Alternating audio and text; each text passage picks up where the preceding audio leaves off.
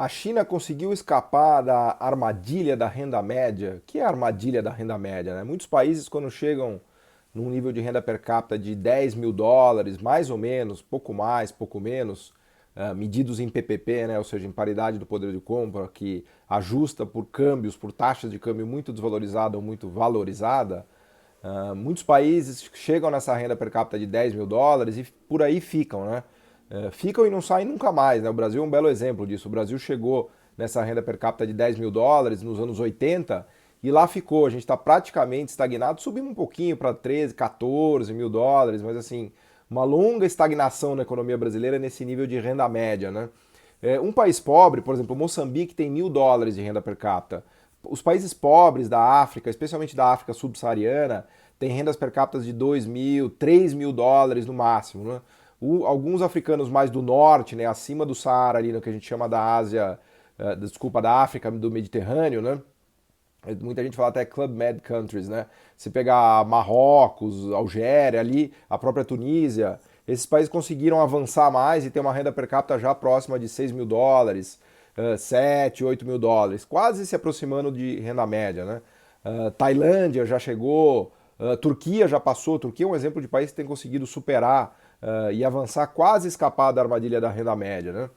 E países muito ricos têm renda per capita acima de 30 mil dólares, né? Lembrando que a renda per capita é o PIB do país, ou seja, a renda total da população, né, dividido pelo número de pessoas daquele país, né? Então, um país que tem um PIB muito grande para uma população pequenininha significa que tem uma altíssima renda per capita. Então, países com renda per capita muito alta, ou países ricos, têm renda de 30, 40, 50, 60 mil dólares por ano, né? O caso de Japão.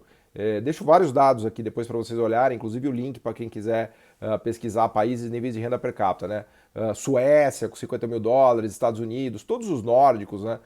Noruega, Finlândia, Dinamarca, Suécia, França, Reino Unido, Estados Unidos, Japão, Suíça, todos esses países são riquíssimos, né? Tem renda per capita acima de 30 mil dólares. O grande destaque é a Coreia do Sul, que conseguiu fazer essa transição, escapou com maestria da armadilha da renda média e chegou nos produtos sofisticados, altamente sofisticados ou complexos que a gente já vai discutir na sequência. E a pergunta aqui dessa aula é se a China conseguiu, conseguirá, está conseguindo escapar desta armadilha da renda média, né? Primeira coisa que a gente precisa entender, para entender melhor essa coisa da renda média, é que há um passo a passo, um caminho tecnológico que os países fazem, né? Eu tenho falado ao longo do curso, o Elias também, sobre a escada da tecnologia, a escada tecnológica, né?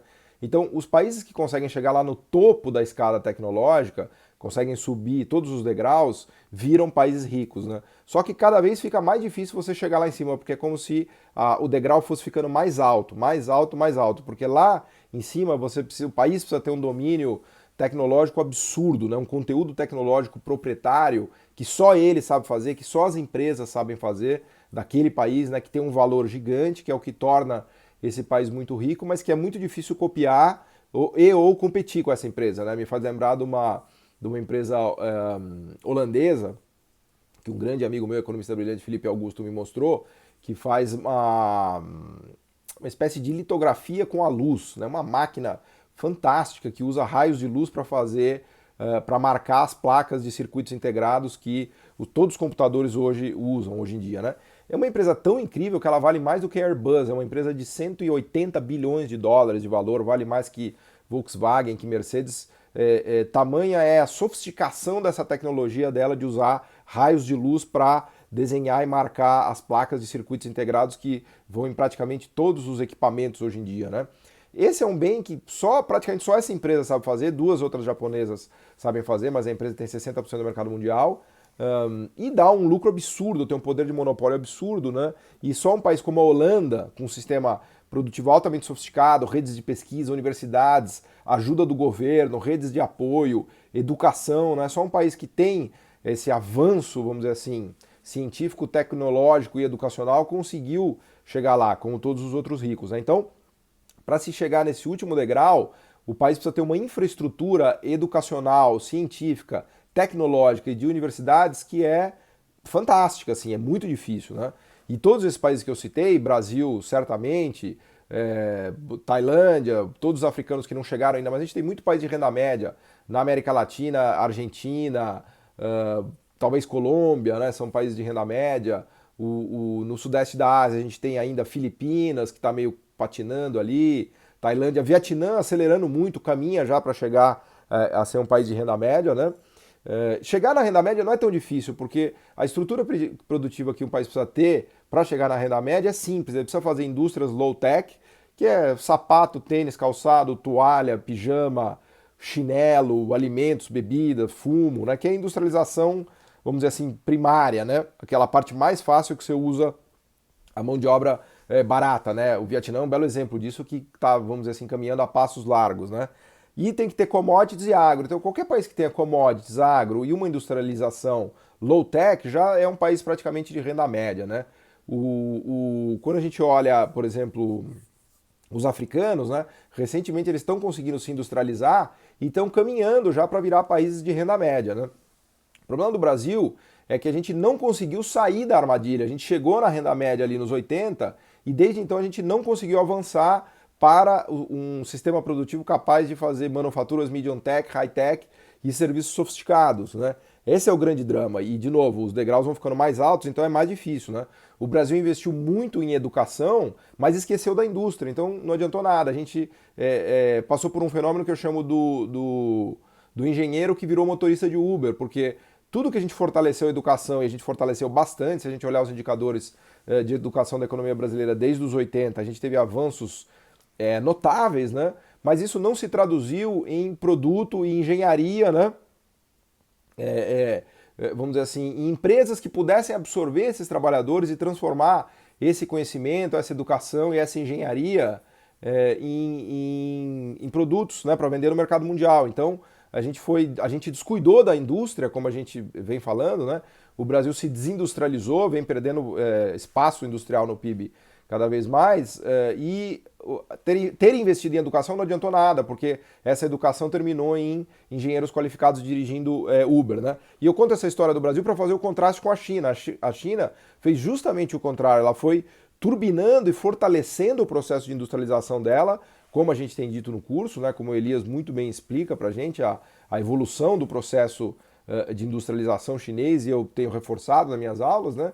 E essa industrialização que foi migrando de low-tech para medium-tech e já chega em high-tech, né? Então não é mais aquela indústria do produto chinês do tudo por R$ 1,99. Não, a China já consegue fazer coisas altamente sofisticadas, equipamentos médicos de última geração, né? Recentemente a gente vai falar dos equipamentos médicos chineses, né?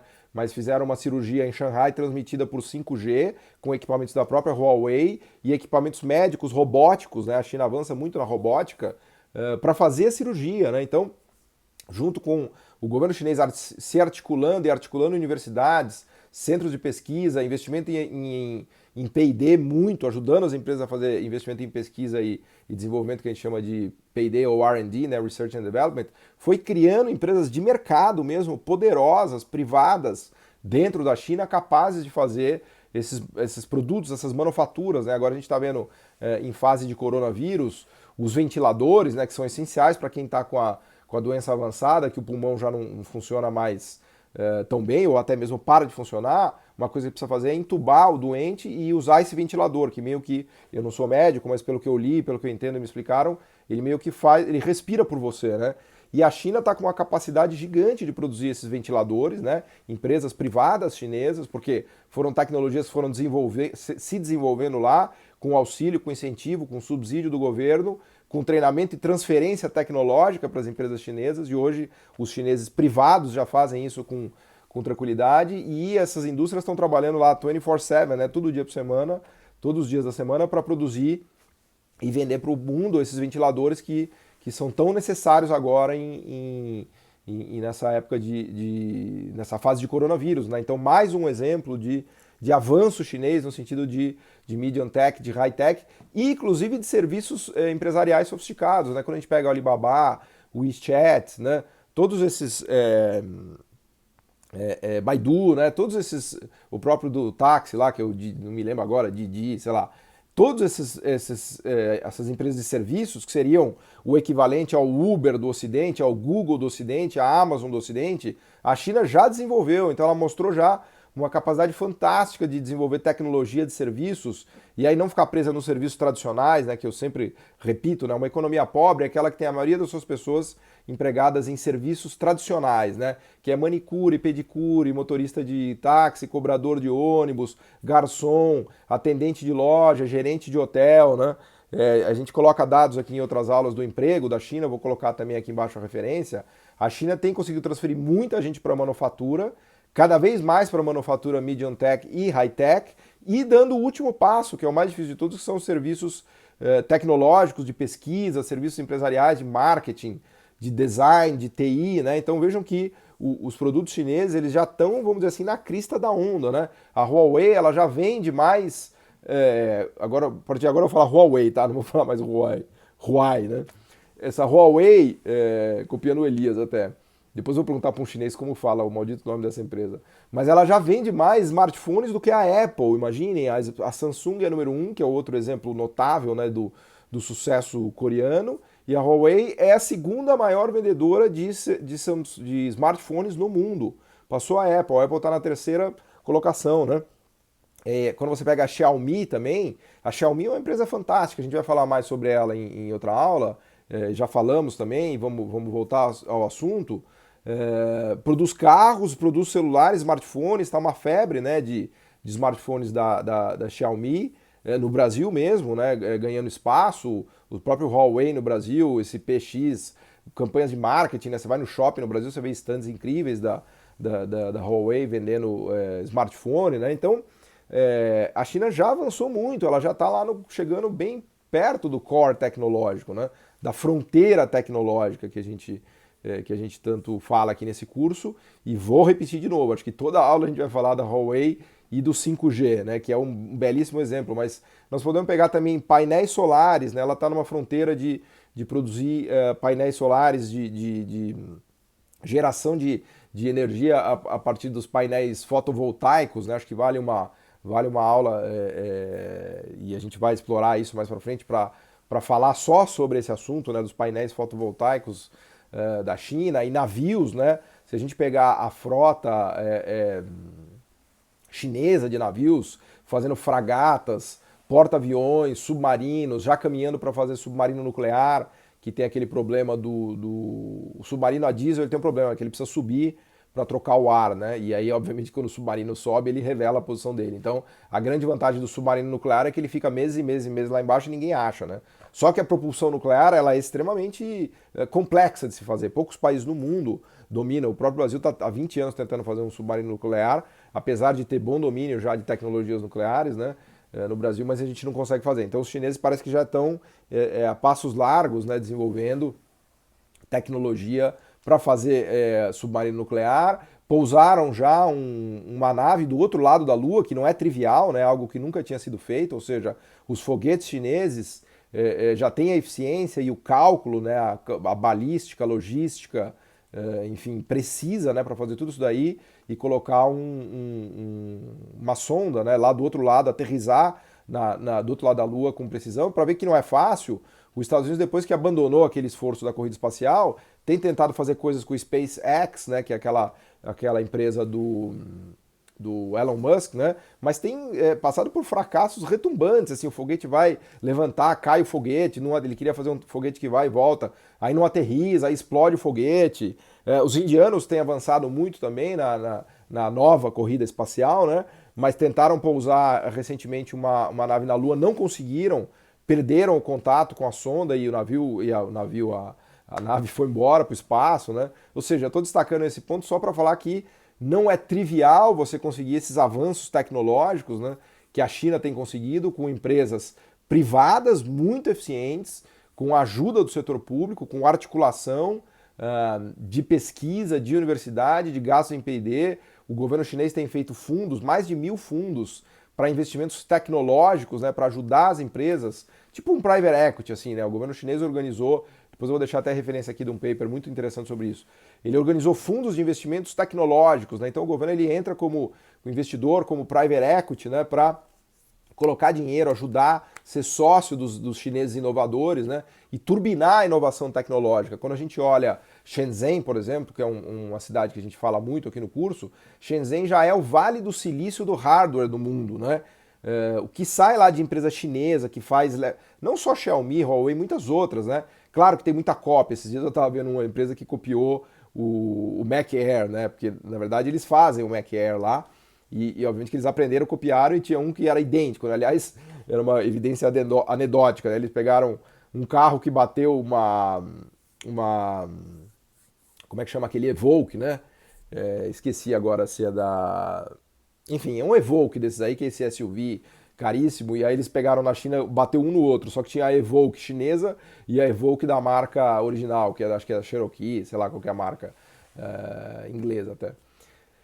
E aí elas são idênticas, né? Idênticas. Você não sabia dizer qual era a Evoque verdadeira e a Evoque falsa. Aí eles pegaram dois Mac Air, pegaram dois computadores idênticos, um era o Mac Air da Apple e o outro era o Mac Air chinês, né? Também uma cópia ipsis literis, né? Então, é verdade que os chineses copiaram muito, a gente falou disso, de quebra de patentes e não respeito à propriedade intelectual, mas agora eles já desenvolveram, já põem a marca deles, já fazem melhor até. Então você pega os Mac Air lá dessa empresa que eu não me lembro o nome, ele é mais leve, mais rápido, mais potente, tem a tela melhor. Então eles evoluíram em cima da cópia, que é o processo natural de desenvolvimento econômico. Assim foi Taiwan, assim foi Japão, assim foi Taiwan, assim foi Coreia do Sul, né? E este é o aprendizado tecnológico que faz com que um país saia da armadilha da renda média. Então a China dá todos os sinais, a renda per capita dela, PPP, ainda é 15 mil dólares, superou já o Brasil, não é ainda uma Coreia, né, com 25, 30 mil dólares, e é evidente que a gente está falando de uma população de mais de 1 bilhão de pessoas, que tem ainda 300, 400 milhões de camponeses, né, então essas contas de renda per capita são meio injustas, né? A China hoje já tem uma classe média de mais de 300 milhões de pessoas, que é muito maior do que a população brasileira, né? O chinês classe média típico de Xangai tem um belo carro, mora num belo apartamento, tem os filhos numa bela escola, né? Tem um sistema de saúde.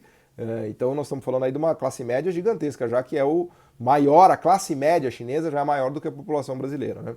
Mas ainda tem a parte da China pobre, né? Que a gente tem falado no curso, né? Essa parte da China pobre ainda, que seria até um exército industrial de reserva, né? Ela ainda espera para ser integrada nessa potência chinesa, vamos dizer assim, desse lado da economia chinesa, que conseguiu absorver tanta gente, né? Tanta gente, mas em se tratando de uma população gigante, não é todo mundo que está lá ainda, né? Muito mais fácil para um país como a Suécia, né? Que tem 8 milhões de habitantes, ou como a Dinamarca, que tem 5 milhões de habitantes, ou como a Noruega, que tem 5 milhões, são paizinhos ali dos nórdicos, né?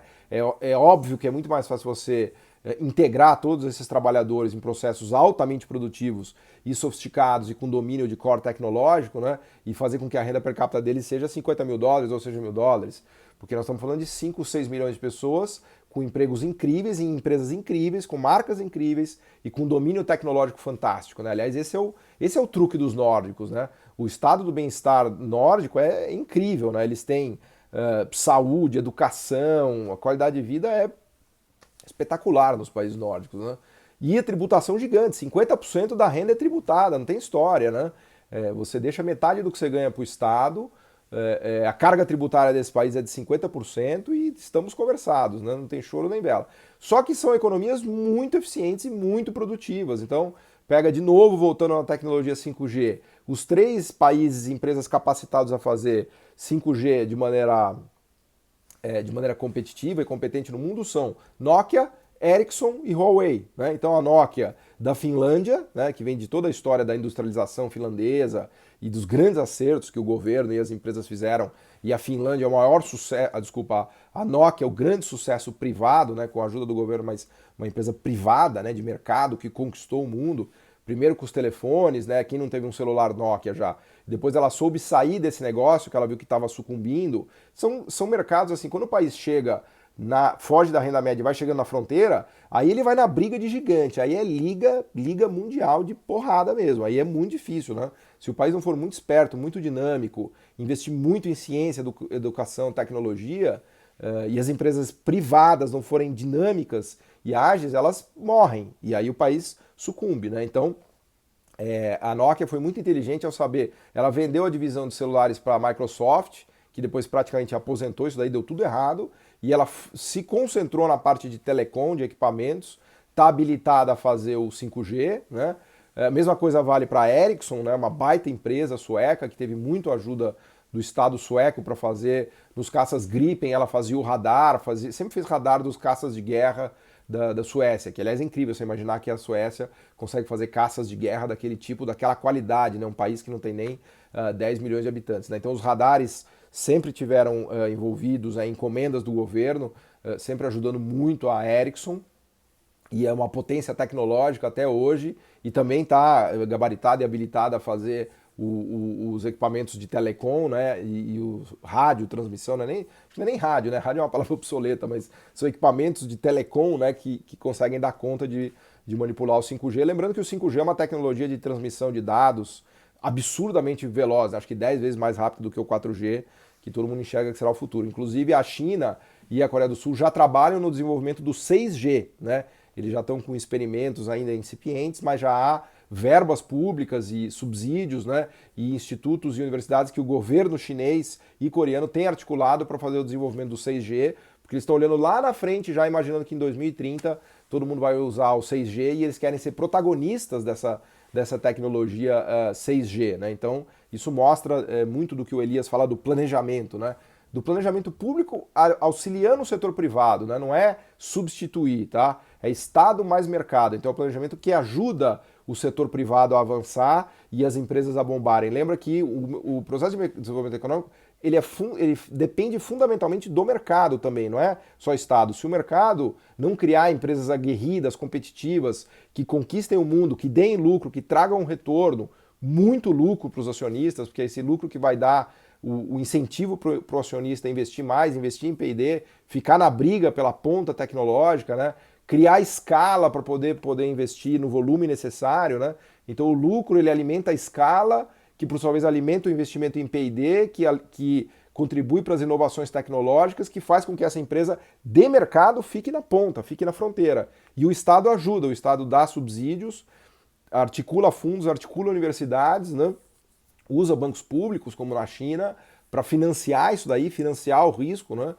E assim vai, e assim, né, se faz uma história de sucesso, sempre Estado e mercado, né? Então, esse truque, né, de você conseguir sair da armadilha da renda média é dominar a produção de equipamentos medium tech, high tech, serviços sofisticados e empresariais, né? Como diz o meu amigo César Hidalgo, que é um físico brilhante e economista também, o pai, né, da complexidade econômica, né, aplicada à história do desenvolvimento econômico, a gente fala disso em outras aulas, ele tem uma sacada genial. Ele fala que as manufaturas, né, os produtos que a gente faz, né, são cristais da imaginação, né? Então, os produtos mais sofisticados do mundo são os cristais mais incríveis que as pessoas conseguiram conceber e imaginar, e que são muito difíceis de fazer, porque eles têm muito conteúdo tecnológico e eles requerem um trabalho meticuloso, integrado de várias pessoas, várias empresas, inclusive de vários países, né?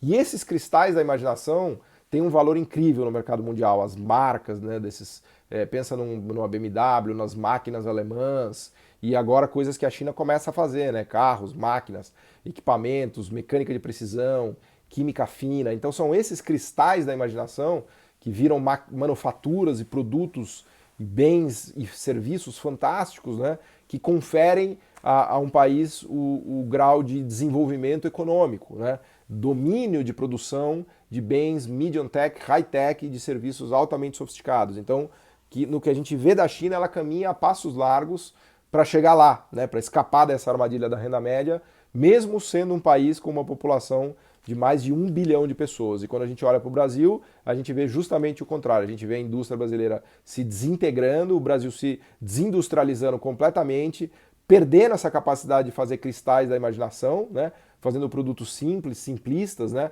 A gente vira cada vez mais uma maquila, né? Que é uma economia que importa o core tecnológico, né? O que tem de bom, o coração da tecnologia a gente importa e dá um tapinha aqui e vende. A gente chama isso de maquila, né? O México é o grande país maquilador, ele importa as telas, as televisões da Ásia, põe na caixa de papelão, põe a embalagem, põe o saquinho com as instruções e manda para os Estados Unidos, né? O Made in Mexico não foi nada, né? Ele basicamente importou tudo, foi... A China começou assim, né? Esse processo de maquila, ele é meio que um processo inicial da industrialização e do aprendizado. Só que se você não dá os próximos passos de você mesmo aprender a produzir, a fazer localmente, a adicionar conteúdo tecnológico local, adicionar conhecimento dos seus trabalhadores, né?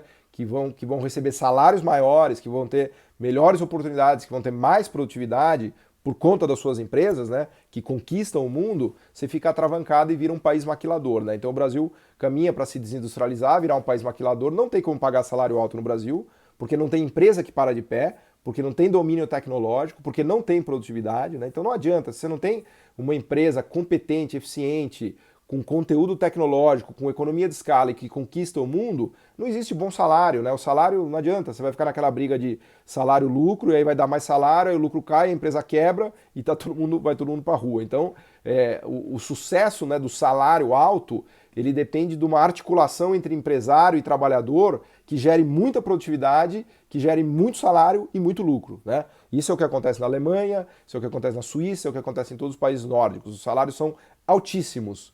E os lucros são altíssimos e a produtividade é altíssima e esses países são ricos, né? Então esse é o pulo do gato, é conseguir caminhar na sofisticação produtiva, né? Por isso que eu sempre digo que o desenvolvimento econômico ele é um processo de aumento de sofisticação produtiva, de aprendizagem tecnológica do sistema produtivo, né?